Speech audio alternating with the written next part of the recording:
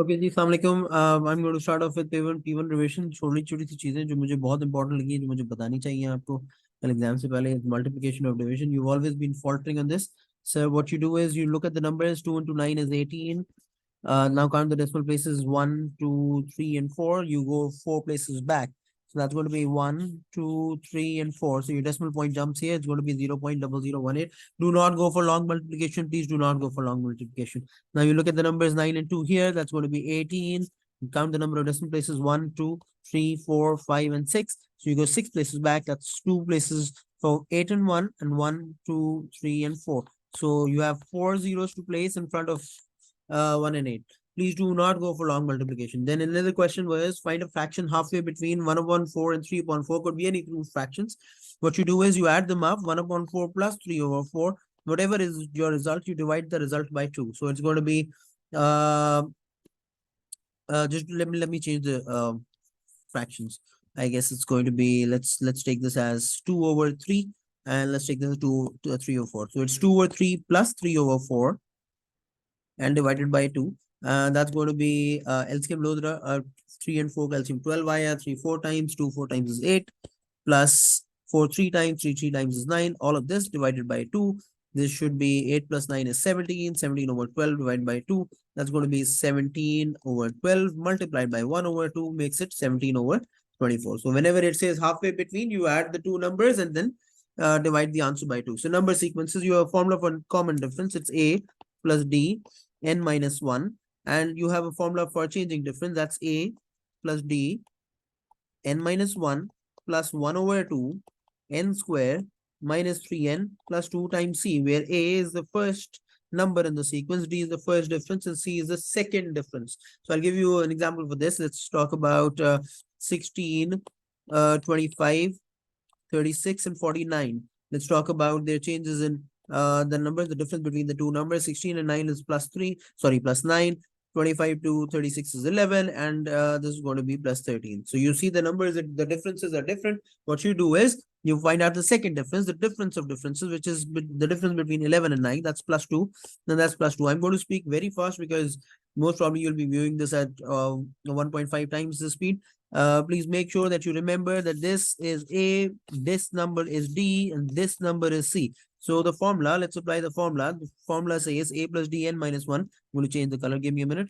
It's going to be 16 plus D is 9 into n minus 1 plus 1 over 2 into n square minus 3n plus 2 multiplied by the changing difference, which is 2.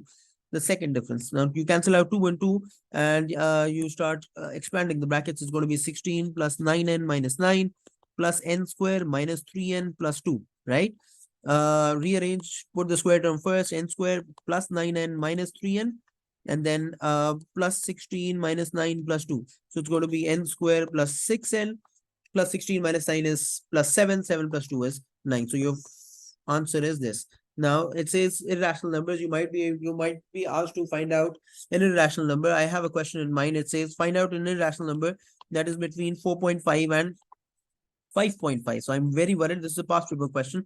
I solved some of the queries today. So let's talk about pi. Pi is actually 3.142. So it does not fall into this range. So you'll have to cancel out pi. The other option you have is that you find out the square root of any of the prime numbers. Let's talk about prime numbers. And prime numbers are numbers that can only be that have only two factors. It can only be divided by two numbers, the number itself and 1. So it's going to be, let's talk about a prime number. Let's talk about root 2, root 3, root 5, root 7, root 11, maybe root 13, root 17, and root 19, maybe root 23, right? Let's talk about these. So let's talk about the closest value, the closest perfect square I have. The closest perfect square I have is right here. Root 3 ke baad aayega root 4. Root 4 is 2. You understand this? So any value lesser than 2 is not required. The value that is required is between 4.5 and 5.5. Root 5, I don't know, sir, but I do know for a fact that root 9 is 3. So root 5 has to be smaller than 3. So 5 is also cancelled out. Root 7 is also cancelled out. We talk about root 11. The next number I have is root 16. Root 16 is 4. So any number that is lesser than 16 and the square root taken off will not be giving you a number value greater than 4. So I cancel out 11 as well and 13 as well. Now let's talk about root 17. This one of the possible answers could be root 17, root 19, or root 23. Root 17 is actually somewhere around 4.1, 4.08 something. Root 19 would be you see root 25 is 5. Root 25 is 5. The closest number to 5 is 23. So I'm going to pick up root 23 to be a number that is an irrational number, and that is between 4.5 and 5.5. Let's talk about Venn diagrams. We talk about Venn diagrams. These are three Venn diagrams, and area that I'm shading is the area which is occupied by, which is a part of all three sets. So it says A dash. A dash means A dash नहीं होना चाहिए, मतलब ए का circle नहीं होना, ए का circle नहीं होना चाहिए, बी का सर्कल नहीं होना चाहिए. अगर ए का सर्कल नहीं होता और बी का सर्कल भी नहीं होता तो मैं ये रेड से शेड कर रहा हूँ, ये रीजन होगा. ठीक है, पहले तो हमने ये शेड कर लिया, पहले सेट को सॉल्व किया, मैंने अभी सी को देखा भी नहीं है. And then intersection of C, so I am going to shade C. C को शेड करता हूँ. इनमें इंटरसेक्शन का मतलब होता है common part. The common part that I see that I am going to use blue colour with, that would be जहाँ पे yellow lines भी हो और जहाँ पे red lines भी हो. So my answer is going to be this. Okay, so you can use this technique to shade the Venn diagram. It says express in set notation as simply as possible the subset shaded. So I know for a fact that neither B is included nor C is included. So it's going to be B union C का complement. Complement का मतलब होता है universal में से निकाल दो. And intersection of ए, अगर इंटरसेक्शन होता है तो सिर्फ ए का पार्ट शेड होता है, अगर यूनियन होगा तो फिर पूरा बॉक्स भी शेड होएगा. So my answer is going to be B union C complement intersection A. Let's talk about another Venn diagram. It says, ये बहुत ज्यादा आता है. It says on the Venn diagram the answer space shade the region A union B dash. So B dash is everything other than B, the box, and A union, so it has to be A also and B dash. So all of this has to be shaded. So my final answer is going to be everything outside B. If this would have been an intersection, then सिर्फ A का part shade होता, सारा B का part shade नहीं होगा, और A का सिर्फ part shade होता अगर intersection होता. It says A union B intersection C. B intersection C को मैं shade करता हूँ. देखो B intersection C का मतलब जो पॉइंट बी और सी के बीच में, ये बी इंटरसेक्शन सी है. इसका तुमने यूनियन करना है ए के साथ, तो ए को पूरा शेड कर दो सर, पूरे ए को शेड कर देता हूँ. So I guess my final answer is going to be this region. उसके बाद express in set notation you have, मुझे तो लगता है क्यू डैश तो होगा ही होगा, क्योंकि क्यू का कोई पार्ट शेड नहीं है तो क्यू डैश होगा. इसका इंटरसेक्शन होगा पी के साथ. अगर यूनियन होता तो पूरा डब्बा भी शेड होता, अगर इंटरसेक्शन है तो just P. Okay, express as simply in set notation as simply as possible the subset shaded in the Venn diagram. So I guess it is B intersection C, और A dash के साथ इसका complement हुआ है. So it's going to be A dash A dash intersection B intersection C. That is going to be my answer. Please इसको देख लेना, एक दफा रिव्यू करना, शेडिंग कल आएगी. Now it says A x intersection Y, because I'm revising, तो x intersection Y का मतलब है common elements, x में भी और y में भी.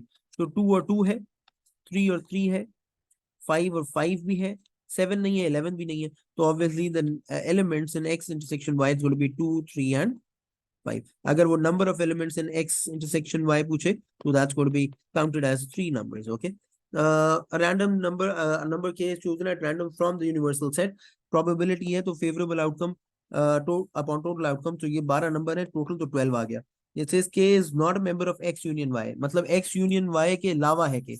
तो x union x के भी सारे नंबर्स यूनिवर्सल से हटा देता हूँ, और y के भी नंबर, तो नॉट अ मेंबर बोला हुआ है ना, तो ये 2 हट जाएगा क्योंकि ये 2 है, 3 हट जाएगा 3 है, 5 हट जाएगा 5 है, 7 हट जाएगा 7 है, 11 is gone, 11 is gone. Then we talk about set y. 1 is also gone, 2 is already gone, 3 is already gone, 4 is also gone, 5 is also gone, 6 is also gone. What numbers you have left are 8, 9, 10 and 12. It says find the probability that k is not a member. So 8, 9, 10 and 12 are not present in x and y, and these are 4 numbers, so my probability would be 4 over 12, that's 1 over 3. Now अब function में तो बहुत आसान होता है sir, पहला part, दूसरा part, तीसरा पार्ट, तीनों आसान है. तीसरा इस फंक्शन का इनवर्स, वो तुम्हें सिखाना है. अगर f7 बोलता है तो जहां जहां x है वहां 7 रख दो. It's going to be 7 minus 2 over 5. 7 minus 2 is 5, 5 over 5 is 1. ये तो पहला आंसर बहुत आसान था. फिर वो कहते हैं एफ टी। तो इसको हमेशा याद रखो, इसको लेफ्ट हैंड साइड अलग ट्रीट करो, राइट हैंड साइड अलग ट्रीट करो। Let's work on left hand side, part B का आंसर यहाँ लिखता हूँ। So left hand side, if I work on left hand side it is F T, तो जहां जहां एक्स है वहां वहां टी आएगा। तो कैन आई से it is T minus 2 over 5. Bismillah. So it's going to be ft equals to t minus 2 over 5. Now can I replace, देखो right hand side देखोगे तो ft की value आंसर, ft का answer है t. So in place of ft I'm going to write down t. t equals to t minus 2 over 5, cross multiply करें, so that's going to be 5t equals to t minus 2. 5t minus t equals to minus 2. That's going to be 4t. 4t equals to minus 2. t equals to, खुदा का वास्ता है इसको -2 over 4 लिखना है, 4 over -2 नहीं लिखना। That's going to be -2 over 4, t equals to -1/2। अब इनवर्स आता है, तो इनवर्स के स्टेप्स लिख रहा हूँ सर। पार्ट सी का सॉल्यूशन यहाँ कर रहा हूँ डिफरेंट कलर से। सर रिप्लेस, सबसे पहले replace F X with Y, F X को वाई से रिप्लेस करो। उसके बाद पहला स्टेप ये हो गया। दूसरा स्टेप होता है make x the subject, x को सब्जेक्ट बना लो। उसके बाद तीसरा स्टेप, फाइनल स्टेप होता है रिप्लेस वाई विद एक्स। ये क्वेश्चन एक करके दिखाता हूँ बिकॉज कल फंक्शंस का ये इनवर्स तो आना ही आना है। So it says F x equals to X minus 2 over 5, तो एफ एक्स की जगह वाई रख दूंगा, तो Y equals to X minus 2 over 5 हो जाएगा। अब एक्स को सब्जेक्ट बनाना है, मतलब एक्स को अकेला करना, मतलब एक्स वन साइड पे होगा, बाकी सारी चीजें दूसरी साइड पे होंगी। तो ये 5y equals to X minus 2 है, माइनस 2 वहां जाएगा तो 5y प्लस 2 हो जाएगा equals to X. Now this is not your answer, do not leave it here, you will not be given full marks. अब जो आखिरी आंसर है 5y की जगह x रख दो, it's going to be 5x plus 2 equals to f inverse of x, and that is going to be your final answer for inverse. ठीक है जी। उसके बाद आ जाओ, मैं कोशिश कर रहा हूँ कि जितना मैक्सिमम करा सकूं सर। ये प्रैक्टिस क्वेश्चन है इनवर्स का, प्लीज इसको घर पे कर लेना, अगर टाइम मिले अभी कर लो, अब जब पढ़ रहे होगे तो कर लेना। नेक्स्ट इज थोड़ा सा प्रोपोर्शंस पढ़ते हैं। तो r is directly proportional to the cube of p. तो जब डायरेक्टली प्रोपोर्शनल हो तो r equals to k p cube, cube of p है तो पी के पी क्यूब है। Sir why are the values of p and r given to you so that you can find out the value of k. R की जगह 24 रखो, के वैसे ही आएगा, P की जगह 2 क्यूब, तो 24 इक्वल्स टू 8 के हो जाएगा। तो के की वैल्यू आ जाएगी 3। Once you have the value for k you substitute this in here, it's going to be r equals to 3 p cube. ये एक फॉर्मूला आया है, पार्ट ए का आंसर आया है। पार्ट ए से फॉर्मूला, फॉर्मूला की जगह और क्या क्या बोल सकता है, इक्वेशन बोल सकता है। ठीक है जी। Part c, find the value of p when r equals to 92। Now that you have the equation, आप इसमें सिर्फ वैल्यूज पुट करनी है। आर की जगह 192, so I am going to place r की जगह 192 equals to 3 p cube. 192 over 3, paper 1 का क्वेश्चन है तो आपके पास कैलकुलेटर है नहीं। 3 से सिंप्लीफाई करना शुरू करते हैं। 3 1 time, 3 6 times 18 and 3 4 times is 12, 64 equals to p cube. You sitting in grade 11, you need to understand कि 64 का क्यूब रूट would be 4, तो p equals to 4 आ गया। उसके बाद which of these diagrams below, यार ये बहुत इंपॉर्टेंट है। कल मुझे लग रहा है कि अगर इनवर्स प्रोपोर्शन का कोई मुश्किल क्वेश्चन फेंकेगा तो वो तुम्हें ग्राफ जरूर पूछेगा। which of the diagram shows represents the graph of r against p? Now you need to understand, अभी क्यूबिक ग्राफ हमने किए थे। क्यूबिक ग्राफ ऐसे होते हैं, राइट, ऐसे शेप होगा। तो ढूंढो जी कौन सा पोर्शन जो है तुम्हें लग रहा है कि वो डायग्राम 1 2 3 या 4। So to the best of my estimate I guess it should be diagram 3 होगा या डायग्राम 1 होगा, व्हाट डू यू से? तो you need to think about it. इसके ऊपर मुझे आंसर करो। पार्ट सी के which graph represents the graph of r against p in the cube of p? Cubic graph है, याद रखो, या तो डायग्राम 1 होगा या 3 होगा। इस पे थोड़ी देर बाद डिबेट करते हैं। फिर फंक्शंस का एक और क्वेश्चन है, पूरा क्वेश्चन तो नहीं करा रहा बट सिर्फ पार्ट 2 करा रहा हूँ। पार्ट 2 बहुत इंपॉर्टेंट लगा मुझे इसलिए। It says F x equals to 2x minus 3, कहता है एफ इनवर्स एक्स का एक एक्सप्रेशन है। तो एफ इनवर्स एक्स निकालते हैं, तो सबसे पहले एफ एक्स की जगह वाई रखेंगे, y equals to 2x minus 3 over 4। फिर एक्स को सब्जेक्ट बनाऊंगा तो 4 इधर भेजूंगा, 4y माइनस 3 की जगह plus 3 equals to 2y। 4y plus 3, sorry 2x, 4y plus 3 over 2 equals to x. Final answer would be f inverse of x is actually equal to 4x plus 3 over 2। अब वो कहता है this is represented in c x plus d. तो यार ये 2 जो है ना, यू सी दिस 2, ये 2 जो है दोनों टर्म्स को डिवाइड कराता है, तो ये 4x अपॉन 2 भी होगा और 3 अपॉन 2 भी होगा। So whatever is attach to x is c and whatever is the constant is d। so मेरे हिसाब से c जो है वो 2 1 टाइम्स एंड 2 2 टाइम्स कर लो, तो c जो है वो 2 है और d जो है वो 3 ओवर 2 है। इजी। फिर ये कर लेना, इसको सॉल्व करना है, प्रैक्टिस प्लीज कीजिएगा। ये जो रिवीजन वर्कशीट है इसको गौर से देखना ना। स्टैंडर्ड फॉर्म कल आना ही आना है, कल पक्की बात है। स्टैंडर्ड फॉर्म में 3 4 चीजें होती हैं। पहला होता है साइंटिफिक नोटेशन को स्टैंडर्ड फॉर्म में कन्वर्ट करना, मतलब एक ऑर्डिनरी नंबर को स्टैंडर्ड फॉर्म में कन्वर्ट करना। वो याद रखो, अगर ये 0.402 है, 1 2 3 4, so you place your decimal place right after 2। इससे तुम्हें पीछे जाना है 1 2 3 4 5, so you write down 2 into 10 power, if you're going back 5 places, that's going to be, sorry, that's going to be -5, 2 into 10 power -5। ये स्टैंडर्ड फॉर्म से scientific notation में। अगर operation में पीछे जाते हो तो पावर ऐड करते हो, ये याद रखना। ऑपरेशंस का मतलब है प्लस माइनस सब्ट्रैक्शन डिवीजन में आगे पीछे होते हो, तो ये याद रखना कि पावर जब पीछे जाओगे तो पावर ऐड होगी, और जितने प्लेसेस पीछे जा रहे हो, और जब आगे जाओगे तो पावर माइनस होगी। Let's see, write down these, right these amounts in order of, in order smallest first. So smallest is 10 power 6 wala. So I guess it's going to be Brazil. Yeah, amounts full hai to 7.6 and 10 power 6 first. And then 2.1 into 10 power 7, and then 8 into 10 power 7. इस तरह का question expect कीजिएगा please. And 1.2 into 10 power, so highest power of 10 is the biggest number. Calculate the difference। अब difference आएगा तो ये मुझे जरूर कराना था। डिफरेंस में हमेशा याद रखो कि पावर्स ऑफ 10 का कॉमन लेना होता है। जो स्मॉलेस्ट पावर ऑफ 10 होती है उसका कॉमन लेते हैं। It says calculate the difference in the amount of rice grown in Brazil and Vietnam. तो ब्राजील ज्यादा है या वियतनाम ज्यादा है, पहले ये जज करना होगा। आई गेस वियतनाम ज्यादा है, क्योंकि 10 की पावर 7 है। It's going to be 2.1 into 10 power 7 minus 7.6 into 10 power 6. Look at, you will always, whenever there's a minus sign or a plus sign, you will always and always and always, I'm telling you, this is not fun. You will always, whenever you see a negative sign or positive sign, you will always take out the smaller power of 10 as common. So I'm going to take out 10 power 6 as common. You understand this? Once I have 10 to the power 6 is common, let me just, sorry. 10 power 6 is common. I look at the first thing. If 10 power 6 is common, we say that from the first bracket I have 2.1. There were 7 tens, 6 tens are outside, so I'm going to put down 2 and then 7.6. I'm going to solve this first, because BODMAS 10 power 6 is 2.1 into 10 is 21, 21 minus 7.6. घबराना नहीं sir, 21 minus 7.6 से 0.0 से कोई घबराना नहीं। इसमें अगर extra calculation करनी भी पड़ रही है तो 0 minus 6 नहीं हो सकता, 0 हो जाएगा। 10 minus 6 4 हो जाएगा। 0 minus 7 नहीं हो सकता, इसको 1 करो। 10 minus 7 3 हो जाएगा। 13.4 will not be your answer. 13.4 and 10 power 6 तुम्हारा आंसर नहीं है बेटा, because you have to place your decimal point after the first non-zero digit, which is 1 in this case. अब यहाँ पे जो मैं बोल रहा था ना, ऊपर तो हमने जब पीछे गए थे तो माइनस लिखा था। अब जब तुम अपना डेसिमल प्लेस मूव करोगे, जब तुमने ऑपरेशन लगाया, मतलब सब्ट्रैक्शन किया या एडिशन किया, तो तुम 1.34 into 10 power 6, अगर if you going one place backwards, you're going to add 1 power. So it's going to be 1.34 and 10 power 7. This is a star question, please इसको याद रखना। ये कल आ रहा है, मुझे नहीं बोलना फिर ये नहीं कराया था। Please understand that this is very very very important. Okay, next उसको प्रैक्टिस कीजिएगा। पार्ट ए और पार्ट बी, ये दूसरा क्वेश्चन है, इसको प्रैक्टिस कीजिएगा। मैं प्रैक्टिस को हाईलाइट कर देता हूँ डिफरेंट कलर से, आप देख लीजिएगा। येलो से हाईलाइट कर रहा हूँ, जो भी तुम्हारी प्रैक्टिस है वो येलो से हाईलाइट हो रही है, ठीक है जी। ये और ये येलो से हाईलाइट हो गया। ये आप प्रैक्टिस कीजिएगा अगर आपको दिल चाहे तो। It says next is Mariam makes two geometrical, तो ये कॉन्ग्रुएंसी सिमिलरिटी आ गई, इस पे अभी हम नेम नंबर्स भी करते हैं सारा। Mariam makes two geometrically similar cakes, the heights of the cakes are 6 and 9। तो ये छोटा वाला मुझे लगता है डेफिनेटली 6 होगा। बड़े वाले की हाइट ऑब्वियसली 9 होगी, right. Mariam decorates each cake with a ribbon around the outside. The length of the ribbon of the larger cake is 66. Find the length of the ribbon of the smaller cake. तो कोई मसला नहीं sir, 6/9 ratio बनाओ sir. 6/9 height का ratio.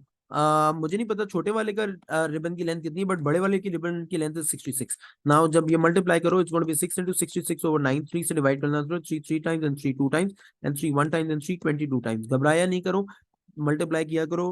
44 centimetre should be the length of the Mariam, the length of the ribbon around the smaller cake। उसके बाद है Mariam uses 1600 meter cube of cake mixture to make the smaller cake। तो यार sir metre cube आ गया, तो volume है sir. Volume के लिए सिमिलर फिगर्स के लिए V1/V2 equals to L1/L2 whole cube। V1 I don't know, it's 60, sorry, V1 I know is 1600। I have to find out the volume of the larger cake। Smaller cake की height है 6, larger cake की height है 9। Cake की height ले लो, तर ratio ले लो, या फिर तुमने अभी जो रिबन की लेंथ ली उसका भी रेशो ले लो, वो भी 6:9 ही है। इसको सिंप्लीफाई करोगे, 3 2 times and 3 3 times, ये हो जाएगा 1600 equal upon V2 equals to 2 cube is 8। And 3 cube is 27। अब ये बड़ी कैलकुलेशन है, घबराना नहीं, 1600 इंटू 27 होगा और 8 इंटू V2 हो जाएगा, तो V2 वहां एग्जाम में बैठ के आराम से सॉल्व हो जाएगा। 1600 इंटू 27 ये पेपर 1 का ही क्वेश्चन है। तो अब ऑब्वियसली उन्होंने मार्क किया हुआ है 8 one time, then 8 200 200 2700 is 5400 meter cube. Do you understand this? Meter cube है, centimeter cube है, please take care of the units, okay? Next चलते हैं सर। आई हैव 3 4 बहुत सारा काम है sir. It says angle polygons की बात हो रही है in the diagram correct to the nearest degree, that's limit of accuracy. पहले लिमिट्स ऑफ एक्यूरेसी भी बात करते हैं। लिमिट्स ऑफ एक्यूरेसी में correct to the nearest degree बोला मतलब नियरेस्ट 1 डिग्री बोला हुआ है, और नियरेस्ट 1 का मतलब एक्यूरेसी बनानी होगी 1/2 करोगे तो 0.5 होगा। अपर बाउंड निकालना हो तो प्लस कर देना 0.5 को, और ओरिजिनल वैल्यू में, और लोअर बाउंड निकालना तो माइनस कर देना। It says 46 is correct to the nearest degree. 162 is also correct to the nearest degree. Nearest degree, nearest के बाद कोई नंबर नहीं होता तो 1 होता है। इसका भी यही एक्यूरेसी आ गया। Write down the lower bound for AOB। AOB देखते हैं सर, AOB 46 है, या सुनो इसका लोअर बाउंड निकालना है, मतलब 46 ओरिजिनल वैल्यू थी, लोअर बाउंड के लिए माइनस करते हैं। क्या माइनस करूं सर? जो इसकी एक्यूरेसी है 1/2 which is 0.5, तो मेरा फाइनल आंसर है 45.5 degrees. Find the lower bound for BOC। अब मसला सारा ये है कि सर 162 का एक्यूरेसी गिवन है, 46 की एक्यूरेसी गिवन है, बट BOC की एक्यूरेसी गिवन नहीं है। BOC में मार्क कर रहा हूँ, ये देखना अभी, ये BOC है, इसकी एक्यूरेसी नहीं गिवन। अब जब इसकी एक्यूरेसी नहीं गिवन और फिर इसका लोअर बाउंड मांग रहा है तो सर ये तो गलत बात है। तो इसका मतलब है मिनिमम पॉसिबल वैल्यू निकालनी है, इसकी BOC की मिनिमम सबसे छोटी वैल्यू निकालनी है। सर इसकी छोटी वैल्यू निकालनी है, मुझे पता है फुल रेवोल्यूशन 360 है, मुझे लगता है मैं 360 में से अपर बाउंड ऑफ 162 माइनस करूं और अपर बाउंड ऑफ 46 माइनस करूं, तो मैक्सिमम वैल्यूज अगर मैं माइनस करूंगा तो स्मॉलेस्ट वैल्यू ऑफ BOC आएगी।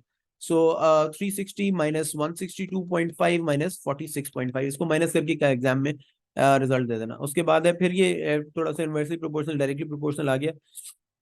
डायरेक्टली प्रोपोर्शनल में करा चुका हूँ, ये प्रैक्टिस है, मैं येलो से हाईलाइट कर देता हूँ, अगर दिल चाहे तो कर लेना। इसमें एक क्वेश्चन बहुत इंपॉर्टेंट है, उस तरह का ट्रिकी क्वेश्चन है, वो जरूर अभी अब करते हैं। इनवर्सली प्रोपोर्शनल क्योंकि नहीं कराया, अभी कर लेते हैं। y equals to k, inversely proportional to square of x है, तो ये y equals to k over x square हो जाएगा। y are the values of x and y given to you, so that you can find out the value of k। y is 2, k मुझे नहीं पता, x is 6, that's going to be 6 का square 36।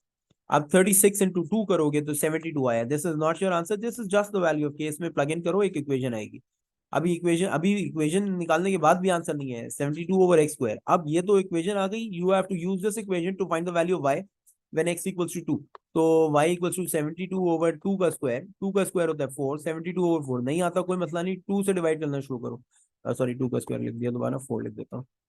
That's going to be 72 over 4, तो ये हो जाएगा तुम्हारे पास 2 times, to oh, it's 2 times and 36 times and 1 times and 18 times, so 18 would be your final answer।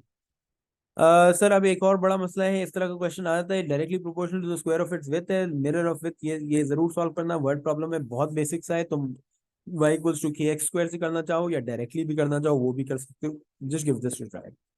अब the most important question is this, ये मैं इसको हाईलाइट कर रहा हूँ ग्रीन से। इस तरह का क्वेश्चन एक्सपेक्ट करो अगर कल मुश्किल पेपर आता है जिसमें तुम ऑब्वियसली थ्रेशोल्ड गिराओगे, तो इस तरह का क्वेश्चन आएगा।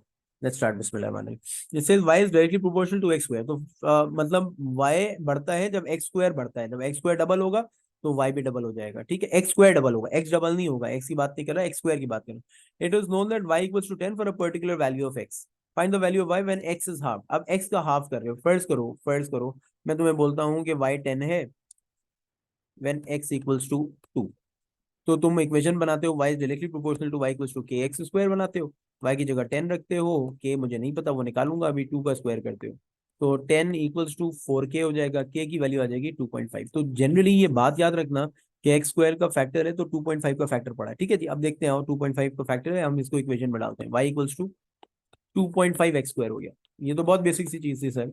अब वो कहता है अब वैल्यू ऑफ x हाफ कर दो, तो वैल्यू ऑफ x कितनी थी सर? वैल्यू ऑफ x थी 2। अब 2 का हाफ करते हैं, देखते हैं y का आंसर क्या आता है।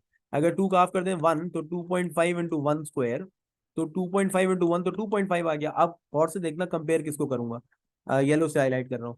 एक 2.5 को कंपेयर करूंगा और 10 को कंपेयर करूंगा, क्योंकि y की वैल्यू 10 है जब y की वैल्यू 2.5 है जब x की वैल्यू हाफ कर दी गई। पहले y की वैल्यू, जब x की वैल्यू 2 थी तो y की वैल्यू 10 थी, अब x की वैल्यू हाफ की है तो y की वैल्यू 4 टाइम्स हाफ हुई है, देखो ना।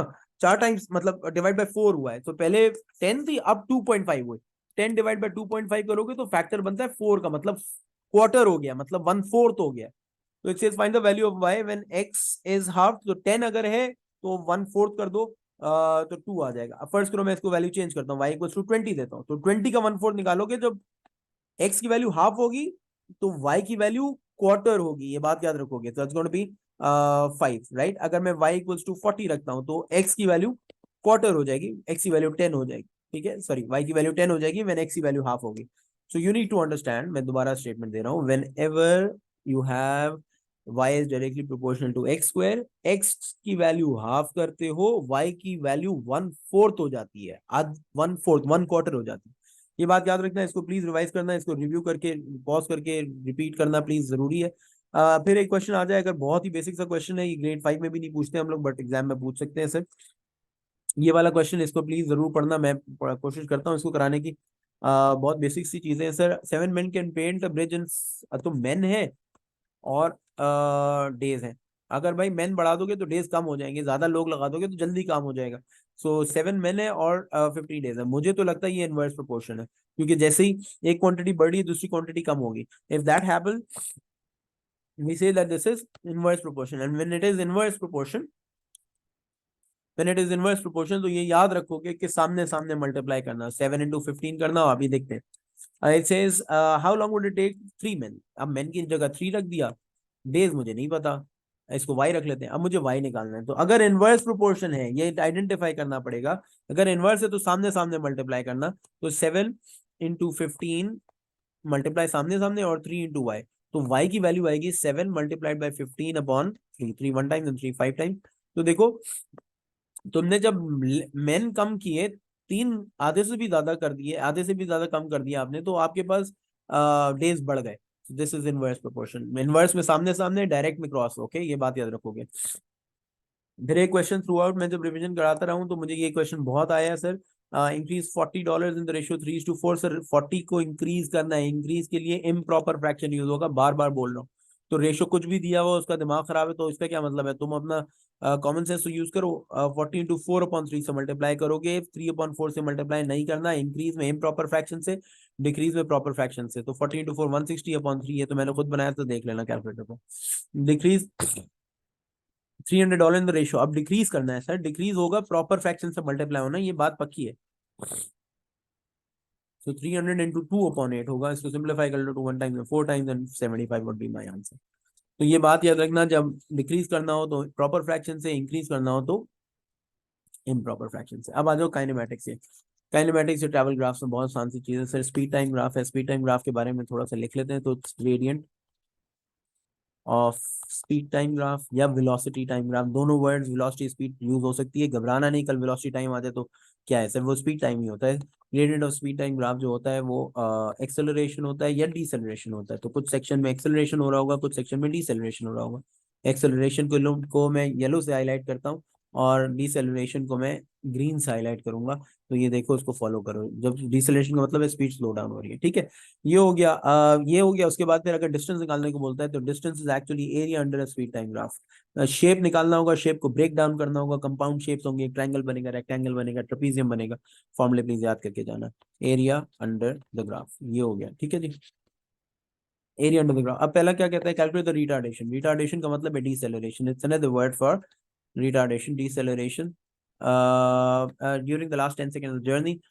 मतलब हमें कोऑर्डिनेट चाहिए होंगे, क्योंकि ग्रेडियंट है, ग्रेडियंट है y2 - y1 upon x2 - x1। ये पहला कोऑर्डिनेट अगर मैं लेता हूँ तो it's going to be 90 on the x axis and 50 on the y axis, or 100 on the x axis and 0 on the y axis। I'm going to find out the gradient, that's going to be 0 - 50 over 100 - 90, that's going to be -50 over 10, that's going to be -5। Now, whenever it has asked you for deceleration or retardation, you do not include the negative sign. The examiner also knows that the negative sign is there because retardation is the negative rate of change, right? So whenever you write down your answer in the answer space, treat this as a rate, not a negative number. So you write this down as 5 meters per second squared. Unit याद रखना। तो उसके बाद कहता है calculate the distance. Obviously distance को पूछना ही था, डिस्टेंस को हम ब्रेक करते हैं सर। शेप को सर मैंने ऐसे ब्रेक किया, एक ट्रेपीजियम ब्रेक कर लेता हूँ, एक ट्रायंगल ब्रेक करता हूँ, इसको शेप ए कह लेता हूँ, इसको शेप बी कह लेता हूँ।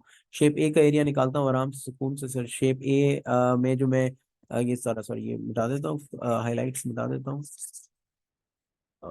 Give me minute. This is b, this is a. मैं पैरेलल साइड्स मार्क कर रहा हूँ, एक पैरेलल साइड है 20, दूसरी पैरेलल साइड है 50। सो P1 is 20, P2 is 50। The height is yellow में मार्क कर रहा हूँ, हाइट ये रही, राइट, हाइट 90 है। So the height is 90. I find out the area of trapezium using the formula half into height into P1 plus P2, that's 20 plus 50. So it's going to be half into 45. So, sorry, my bad. So it's 2 1 times and 2 45 times. That's going to be 45 into 70. 45 into 70 calculator पे नहीं, calculator तो नहीं, paper वाले ये कर लेना आराम से, ठीक है जी। एरिया जो होगा वो मीटर्स में होगा, याद रखना, आखिर में यूनिट बोल डालना नहीं होगा, ठीक है। Please practice this. मैं येलो से हाईलाइट कर देता हूँ, प्रैक्टिस के क्वेश्चंस प्लीज प्रैक्टिस कीजिएगा। ये 2 क्वेश्चन है।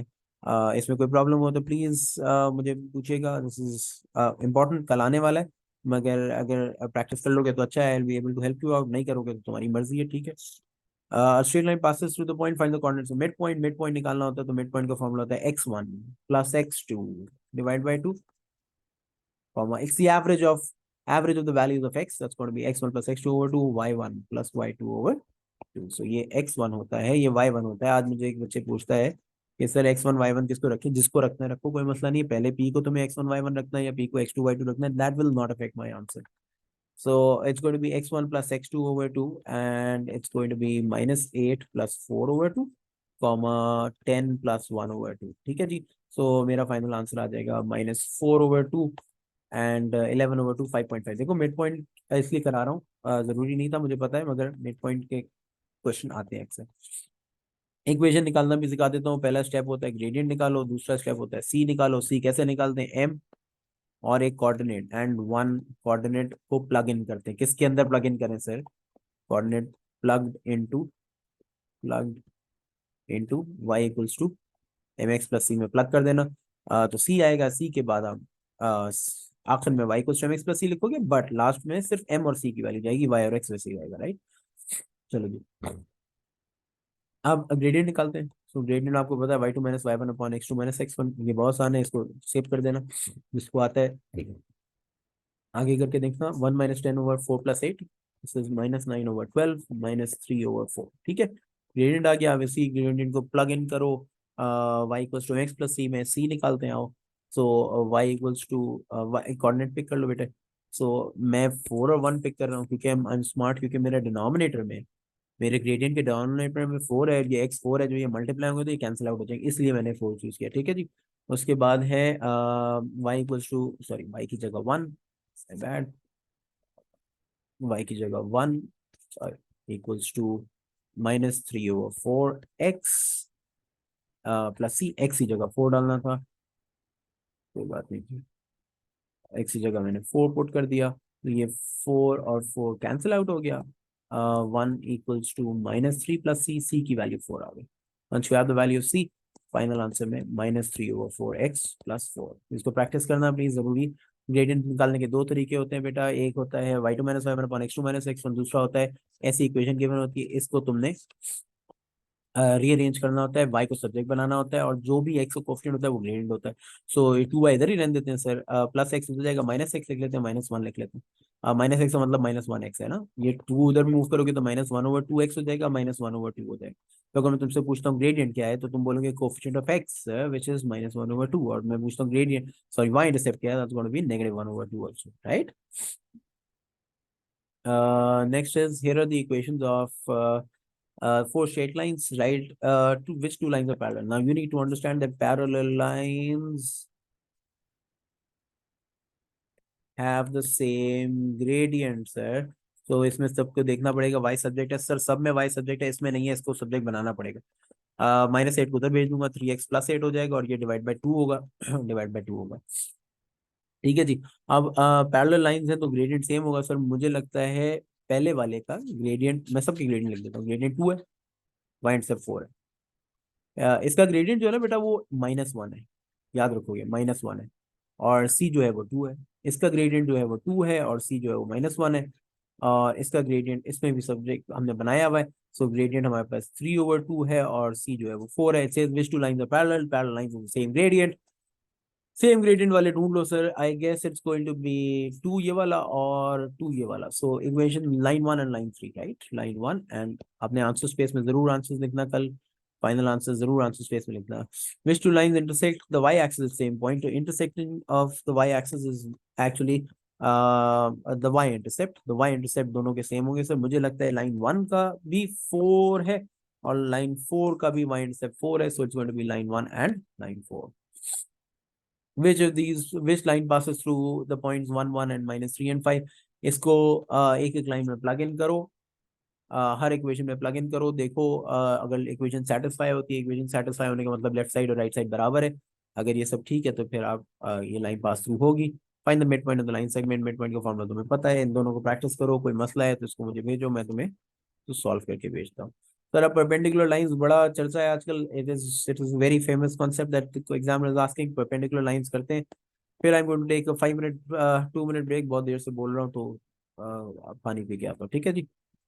It says find the equation of line that is perpendicular to, तो हमने यू नीड टू अंडरस्टैंड, अगर एक ये वाली लाइन है, इसके ग्रेडियंट को हम m1 कह लेते हैं, इसका m1 जो है ना, जो इसका ग्रेडियंट है उसको m1 लिखा, तो जो लाइन परपेंडिकुलर होगी ना वो -1/m1 होगा उसका ग्रेडियंट जो होगा -1/m1 होगा, तो m1 निकालना पड़ेगा सर। m1 कैसे निकाले, y को सब्जेक्ट बनाओ, ये 3 है, 2 वहां जाएगा तो 3/2x -4/2, ये दोनों चीजें हो गई। मेरे पास ग्रेडियंट जो m1 आया है वो 3/2 आया, बट ये वाली लाइन तो दूसरी लाइन है एक लाइन है, इसकी दूसरी लाइन ये L1 है, हम L1 कह रहे हैं, ये L2 है, ये परपेंडिकुलर है, तो L2 की इक्वेशन निकालनी है, तो L2 के लिए ग्रेडियंट निकालना पड़ेगा। L2 का gradient sir is negative reciprocal, मतलब इसको रेसिप्रोकेट करो, 3/2 को रेसिप्रोकेट करो, उसके बाद इसके साथ नेगेटिव का साइन ऐड कर दो, so it's going to be m2 जो हो जाएगा सर, ये हो जाएगा -2/3। पहले 2 ऊपर जाएगा, 3 नीचे आएगा, उसके बाद फिर -2/3 हो जाएगा, ग्रेडियंट आ गया तुम्हारे पास। और फिर हमेशा एग्जामिनर एक क्वेश्चन एक पॉइंट देगा, पॉइंट है 2 और 8, तो ये x है और ये y है, राइट, तो y इक्वल्स टू mx+c करते हैं, y की जगह 8 रखते हैं, m की जगह -2/3 रखते हैं, x की जगह 2 रखते हैं, फिर c आ जाएगा, जब c आ जाए तो y इक्वल्स टू mx+c में ही आंसर निकाल लेंगे, ठीक है। Please make sure you understand, this is very very important sir, कल ये एग्जाम में आ रहा है, परपेंडिकुलर लाइंस के बारे में क्वेश्चन आए हैं, रिसेंट पेपर्स में भी आए हैं, परपेंडिकुलर के बारे में क्वेश्चंस आएंगे, ये बात याद रखोगे, ठीक है। अगर बोलो तो इसको सॉल्व कर दो, चलो ओके सॉल्व कर देता हूँ। तो ये हो जाएगा 8 इक्वल्स टू -4/3 प्लस सी, -4/3 पूरे फ्रैक्शन को उठा के उधर फेंको, दैट्स गोट बी 8, एलसीएम ले लो sir, it's got be 3, 24 + 4 is 28, C की वैल्यू आ गई 28/3, सी हमारे पास गिवन है, एम हमारे पास गिवन है, y इक्वल्स टू mx+c कर लेते हैं, y equals to -2/3x + 28/3, that is going to be your final answer. अच्छा, जब लाइंस पैरेलल होती है, ग्रेडियंट सेम होता है, इसको रीअरेंज करो, इसका ग्रेडियंट निकालो, वही दूसरी लाइन का भी ग्रेडियंट होगा, और बाकी सारा वही फॉर्मेट फॉलो करना है जो ऊपर करना है। Please make sure this is, इसको प्रैक्टिस करके सोना, ठीक है। Just give me a minute, मैं आ रहा हूँ जरा पानी पी के जी।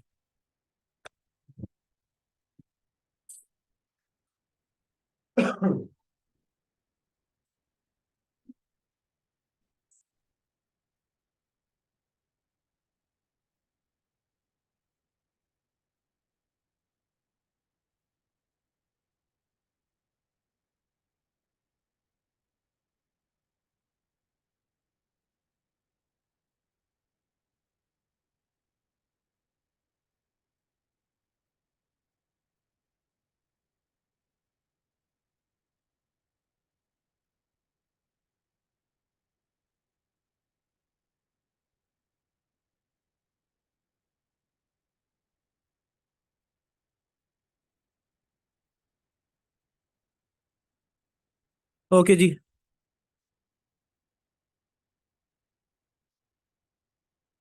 ओके जी, I am back, can you hear me? अब किससे बात कर रहा हूँ पता नहीं। सर कॉन्ग्रेंसिव सिमिलैरिटी का कल क्वेश्चन आना है, कॉन्ग्रेंसिव सिमिलैरिटी भी आना है और सर्किट प्रॉपर्टीज भी आना है, सर्किट प्रॉपर्टीज मैंने यहाँ लिखा नहीं है, कॉग्निटिव सिमिलरिटी आएगा, एक क्वेश्चन मैं करा चुका, v1/v2 इक्वल्स टू L1/L2 वाला, वो आप देख लीजिएगा। अब ये वाला क्वेश्चन मैं हाईलाइट कर देता हूँ। अभी ये जो नंबर लिखे हैं ना 16 15 ये सारे, इसके ऊपर अभी हम वो भी लिख लेते हैं, आपके टॉपिक के नाम भी लिख लेते हैं। पूरा कोर्स का रिविजन था। सर ये तो आप प्रैक्टिस करेंगे, प्लीज मेक श्योर, अगर तुम्हारा दिल चाहे प्रैक्टिस करो, अभी बहुत रात भी हो गई है। But in triangle A C D, ये छोटा, ये दूसरा question, this is question number 2 for congruency similarity, it says in the triangle A C D B lies on A C, ठीक है जी। और ये हमें पता है, सब पता है, क्या निकालना है, बी ई निकालना है। तो बी ई मुझे नहीं पता सर, हमें कोई भी कॉरेस्पॉन्डिंग साइड्स की लेंथ ले लेनी होती है। सर मुझे लगता है ए ई जो होगा वो ए डी से कॉरेस्पॉन्ड करेगा, बड़ा वाला ट्रायंगल और छोटा वाला ट्रायंगल, तो छोटे वाले ट्रायंगल में ए ई है, वो ए डी से कॉरेस्पॉन्ड करेगा, और छोटे वाले ट्रायंगल में बी ई है जो ए डी के साथ कॉरेस्पॉन्ड करता है। अब ये तो ये IGCSE क्वेश्चन है, बस मुझे ये करवाना था, तो इसलिए मैंने ये क्वेश्चन लिया। नेक्स्ट जो ए डी होगा ना बेटा, वो 5.2 प्लस 2.6 होगा, ठीक है जी। इक्वल्स टू बी, मुझे नहीं पता, अपॉन ए डी तुम्हारे पास 6.75 है, इनको क्रॉस मल्टीप्लाई करोगे आंसर आ जाएगा, प्लीज मेक श्योर। फिर आता है कॉन्ग्रुएंसी सिमिलैरिटी में कॉन्ग्रुएंसी स्टेटमेंट लिखना, ये कॉन्ग्रू प्रूव करना, ये बहुत इंपॉर्टेंट है सर। वो कि मुझे तो दो सर्कल नजर आ रहे हैं, दो सर्कल है, तो मैं रेडियस को जरा छोटे वाले सर्कल के रेडियस को रेड से कर देता हूँ शेड, और आउटलाइन कर देता हूँ, और बड़े वाले रेडियस को जरा मैं येलो से या ऑरेंज से कर देता हूँ, ठीक है जी। अब हो गया, the diagram shows two circles both with centre O, C D is the diameter and of the small circle, A with the diameter of the large circle. पता है मैं use congruent triangle show B D equals to A C, कोई मसला ही नहीं है sir. Congruency मतलब मुझे कोई एंगल तो पता नहीं है, मुझे ये एस एस भी मैं कर सकता हूँ, एस एस एस भी कर सकता हूँ, एस एस एस मैं नहीं करूंगा, एस एस करूंगा, गौर से सुनना। Sir I know for a fact कि radius throughout the circle same होता है, तो ये मैं लिखूंगा statement O C equals to O D, इसके आगे लिखूंगा रेडियाई ऑफ स्मॉलर सर्कल, ठीक है जी। ये दोनों बराबर होंगे, गारंटीड बराबर है। फिर उसके बाद है ओ ए इक्वल्स टू ओ बी, ये है रेडियाई ऑफ लार्जर सर्कल, ठीक है जी। अब दो साइड तो बराबर हो गई, तो एस हो गया, एस हो गया, ठीक है जी। अब मैं ऐसे एस क्यों यूज कर रहा हूँ, क्योंकि मुझे पता है, आई नो फॉर गिवन फैक्ट कि ये जो अगर एक्स एंगल है तो ये सामने वाला भी एक्स है, क्यों, क्योंकि वर्टिकली ऑपोजिट। तो आप लिखोगे ऐसे एस, एंड जो एंगल प्रूव करोगे वो लिखोगे A O C is equal to D O B, make sure O बीच में हो, इक्वल्स टू इसके ऊपर इसकी शेप में लिख देना वर्टिकली ऑपोजिट, ठीक है जी। ये बात याद रखना, कल मुझे लग रहा है ये आएगा, इसका तगड़ा क्वेश्चन आएगा इंशाल्लाह। फिर आ जाए जी लीनियर इनइक्वालिटीज पे, ये बड़ा मसला रहा है सर। एक्स इक्वल्स टू जो हॉरिजॉन्टल लाइनें होंगी, ये मैं बार बार बोल रहा हूँ, हॉरिजॉन्टल लाइंस होंगी, हॉरिजॉन्टल लाइंस होंगी, तो ये फॉर्म होगी एक्स इक्वल्स टू ए में। अगर वर्टिकल लाइंस होंगी, sorry my bad, horizontal lines होंगी तो वाई इक्वल्स टू सी में होंगी, और अगर वर्टिकल लाइंस होंगी तो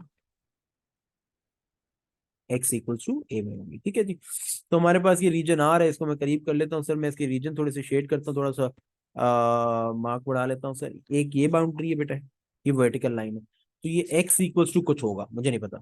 एक ये बाउंड्री है, ये मुझे यही लगता है वाई इक्वल्स टू कुछ होगा, मुझे नहीं पता, अभी वो देख लेते हैं अभी।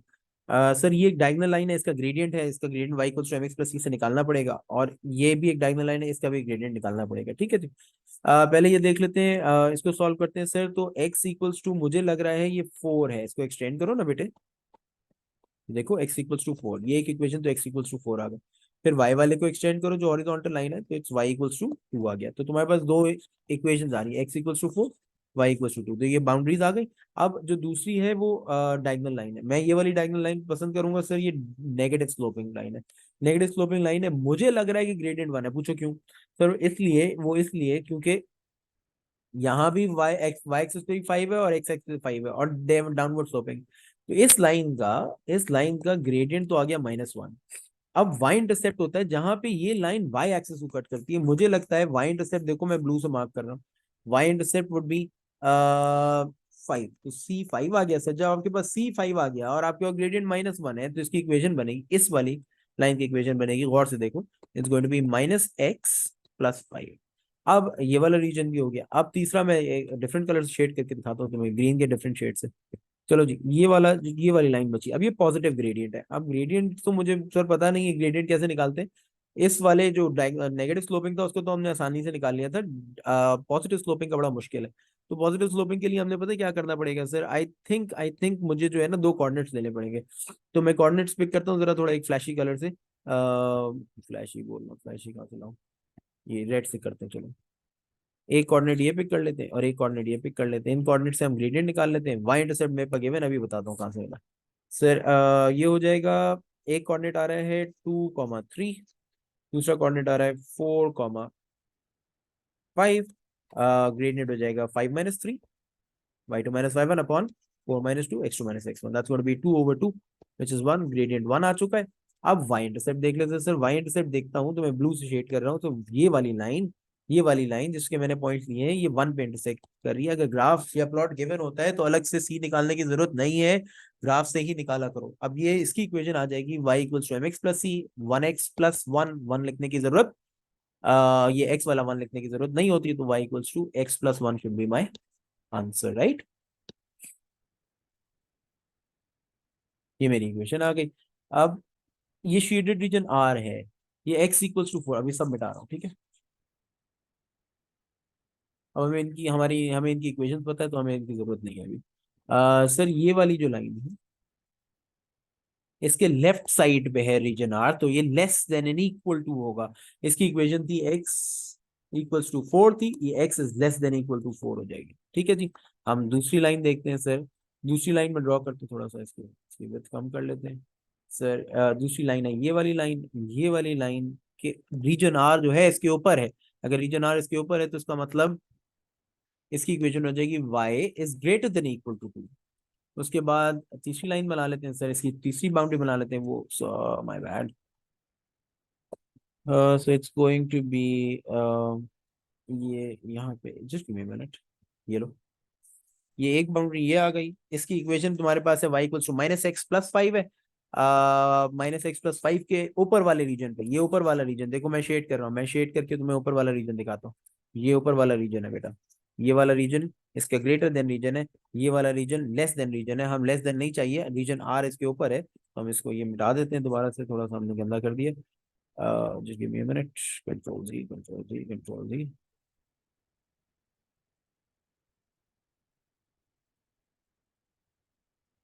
ठीक है जी। अ, अब आ जाए जी वापसी, तो this is going to be here. इस रीजन के ऊपर वाला रीजन है, ऊपर वाला रीजन है, मतलब ये y is greater than equal to -x+5 हो गया। तीसरी चौथी लाइन जो है, चौथी बाउंड्री बनाता हूँ, इसको प्लीज प्रैक्टिस करना, ये कल आ रहा है। मुझे नहीं पता है, तुम्हें ग्रेड 9 में कर लेना चाहिए था, बट कोई बात नहीं, इट्स ओके। अभी सीख लो।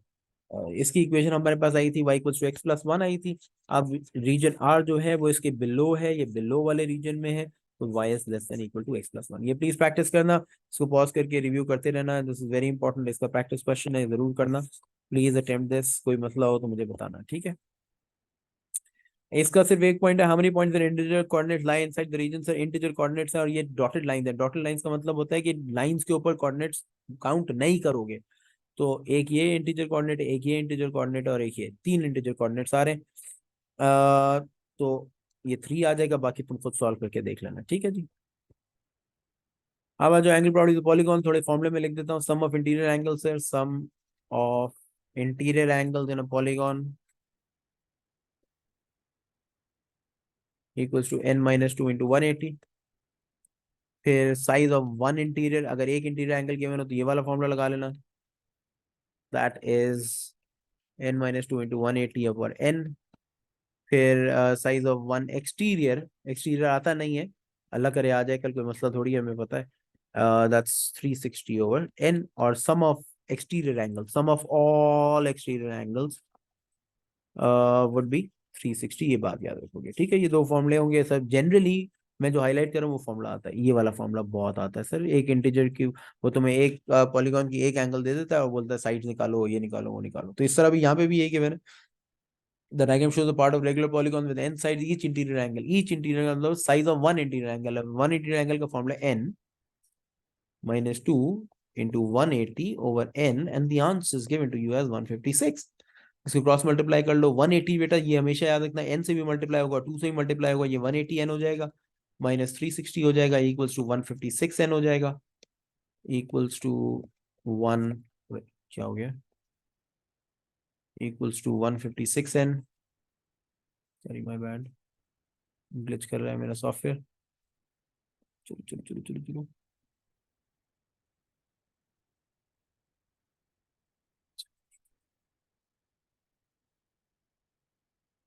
Just give me a minute.